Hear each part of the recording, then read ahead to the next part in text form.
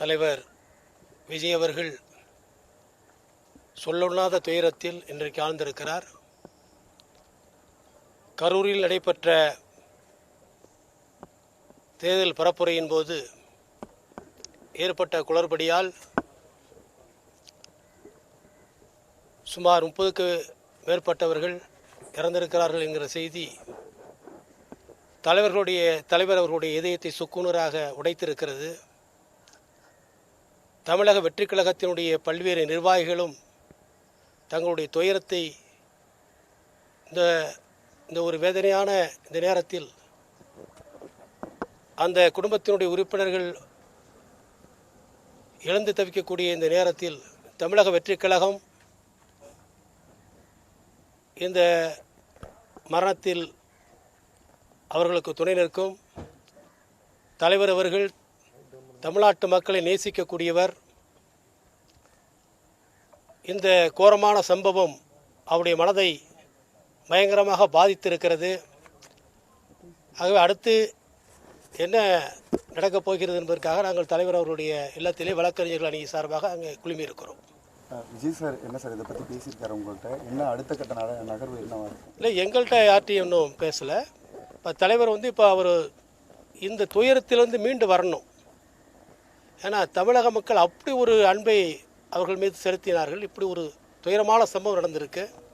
இதை பற்றி எல்லாம் இதை பிறகு இன்வெஸ்டிகேட் பண்ணி இப்போ நானே பேச முடியாத ஒரு சூழ்நிலையில் இருக்குது. பிறகு தலைவர் அவர்கள் தங்களுடைய விஷயங்களை சொல்லுவார்கள். விஜய் அங்கேயே இருந்து மக்களை போய் பார்த்துருக்கணும் அப்படிங்கிற ஒரு குற்றச்சாட்டு இருக்கு. ஒரு சில மணி நேரங்களுக்கு பிறகுதான் அவர் இரங்கலை தெரிவித்தார் அப்படின்றது இருக்கு. இல்லை, முறையில் அவர் என்ன சொல்ல தலைவர் அவர்கள் உடனடியாக இந்த செய்தி வந்த உடனடியாக தன்னுடைய வருத்தத்தை பதிவு செய்திருக்கிறார். நிச்சயமாக பாதிக்கப்பட்டவர்கள் அவங்களுடைய குடும்பங்களுக்கு தமிழக வெற்றி கழகம் பின்னால் இருக்கும். தலைவர் அவர்களுக்கு என்றும் உறுதுணையாக இருப்பார்கள். நைட்டு கிளம்பியிருக்காரு சார், முதலமைச்சர் இன்று இரவு போயிருக்காரு. விஜய் அவர்கள் நாளை புறப்பட்டு பார்ப்பதற்கு வாய்ப்பு இருக்கா? கரூர் போறதுக்கான வாய்ப்புகள் இருக்கா?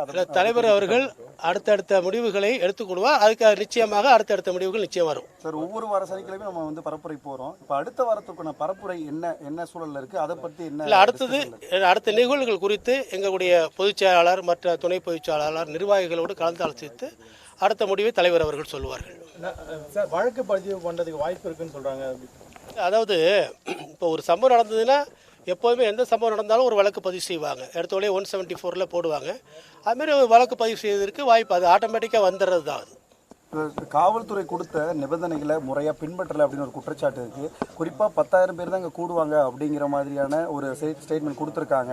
ஆனால் அதையும் மீறி அந்த கூட்டம் கூடியிருக்கு. ஸோ அதெல்லாம் பின்பற்றலை அப்படின்ற ஒரு குற்றச்சாட்டு. காவல்துறை கொடுத்த நிபந்தனைகளை இதுவரை எல்லா கூட்டங்களிலும் தமிழக வெற்றி கழகம் அதை பின்பற்றியிருக்கிறது. அதுபடி நடைபெற்றிருக்கிறது. அதுதான் உண்மை. ஏற்கனவே திருவாரூர்லேயும் சரி, நாகப்பட்டினத்திலையும் சரி, திருச்சியிலையும் சரி, எல்லா இடத்துலையுமே காவல்துறை கொடுத்த ஒரு நிபந்தனைகளை கூட மீறவில்லை. இந்த கூட்டமே அந்த 10,000 பேர் தான் நாங்கள் கூடுவோம் அப்படின்ற ஒரு ஸ்டேட்மெண்ட் கொடுத்துருக்காங்க எஸ்பி அலுவலகத்தில். அதுக்கும் அதிகப்படியான கூட்டங்கள் அங்கே கூடியிருக்கு அப்படிங்கிற மாதிரியான சொல்கிறாங்க. அதே மக்கள் அந்த காலையிலிருந்தே கூட்டம் கூடியிருக்கு. இவங்க குறிப்பிட்ட நேரத்தில் விஜய் அவர்கள் அங்கே சென்று பரப்புரை மேற்கொள்ளலை அப்படிங்கிறது ஒன்று இருக்குது. ரொம்ப நேரம் தொண்டர்களை காத்திருக்க வச்சிருக்காங்க அப்படிங்கிற ஒரு குற்றச்சாட்டு இருக்காது. இல்லை, மக்களை சரியாக முறையில் சந்திச்சு தான் வந்திருக்காரு. மீண்டும் தலைவர் அவர்களுடைய கட்சியினுடைய அடுத்த நிர்வாகிகள்லாம் பேசி நாங்கள் உங்களை சந்திக்கிறோம். ட்ரெண்டை ஃப்ரெண்ட் ஆக்கிக்கோங்க. தந்தி டிவியின் சப்ஸ்கிரைபர்ஸ் அண்ட் ஃபாலோவர்ஸ் குடும்பத்தில் நீங்களும் இணையுங்க.